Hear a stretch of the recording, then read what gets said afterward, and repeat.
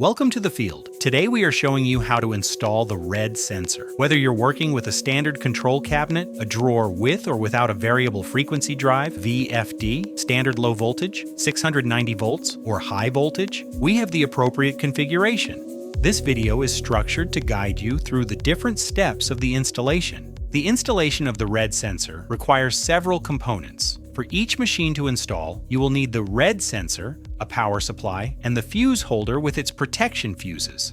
The current measurement is taken indirectly through current clamps. The current clamps feature an opening mechanism for easy installation around an electrical conductor and are equipped with a dedicated connector. Depending on the motor power rating and the diameter of the cables, it is also possible to use Rogowski-type flexible coils. These coils are also equipped with an opening mechanism and the same dedicated connector. Caution, make sure you use the correct sensor, orange for flexible coils and blue for current clamps. In order to connect the clamps or current coils to the red sensor, you have to use the blue connecting cable. Caution, this blue cable is not an Ethernet cable. If your installation is 690 volts, it is essential to install a dedicated voltage transformer. A network gateway is used to send the sensor data to the cloud. The kit includes the gateway, the power supply unit, Wi-Fi and mobile stick antennas, and optionally remote magnetic antennas.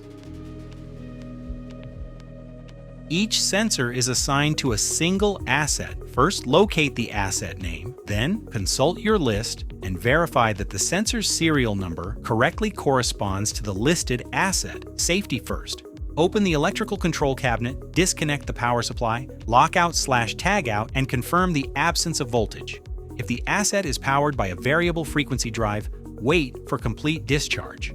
Start by identifying the available space. You will need a DIN rail with a minimum of 20 centimeters or 8 inches of available space. If the asset is powered through a drawer, check if there is space at the back of the drawer.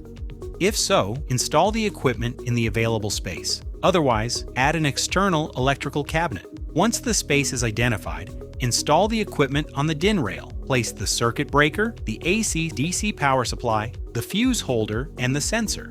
This is the connection diagram of the red sensor. On the left of the diagram, the AC/DC transformer is used to power the sensor with 24 volts DC through its top terminal block. Make sure to observe the correct polarity. The right part of the diagram indicates the connection to the machine. This is what we will detail now, starting with the voltage measurement. The voltage measurement must be taken as close as possible to the motor while remaining in the motor control cabinet. In a standard low voltage configuration, connect to the terminal block. If the machine is powered by a variable frequency drive, it is imperative to measure the voltage at its output. In the case of a 690 volt measurement, install the measurement transformer and connect the secondary neutral to the protective earth. Do not connect anything other than the red sensor to the transformer. In the case of a medium or high voltage measurement, it is imperative to connect to the secondary of the potential transformer, bringing the high voltage down to low voltage,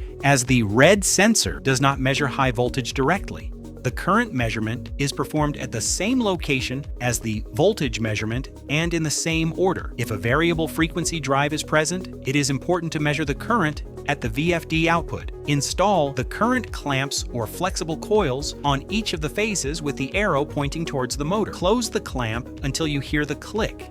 If a phase has multiple conductors and they do not all fit into the provided clamp, it is acceptable to install the clamp on only one of the conductors. However, please inform your Insens contact. Once correctly placed, secure the clamp around the cables with cable ties. For flexible coils, once properly closed, secure the coil to the cables with cable ties. In the case of high voltage measurement, use the smallest model of current clamp and connect it to the secondary of the existing current transformer.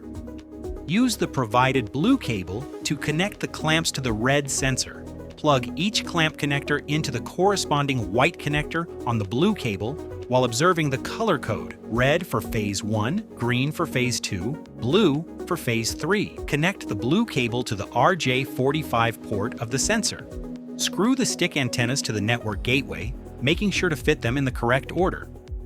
The gateway can either be powered through a 110 to 230 volt electrical socket, or directly on 24 volts DC by cutting the power supply unit.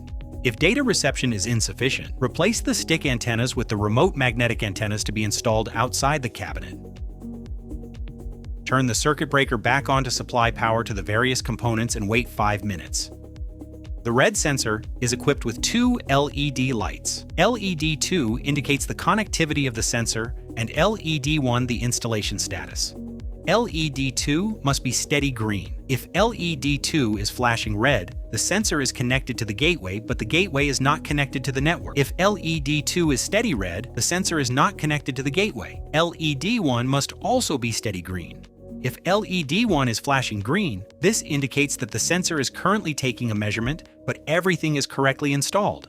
If LED 1 is flashing orange, it means the motor is turned off and the sensor has not yet been able to determine the installation status. If LED 1 is steady orange, there is an installation error. Scan the QR code to connect to the platform. If one of the sensor's LEDs is red or orange, the application guides you to correct the error. Once the error is corrected and both LEDs are green, it is validated.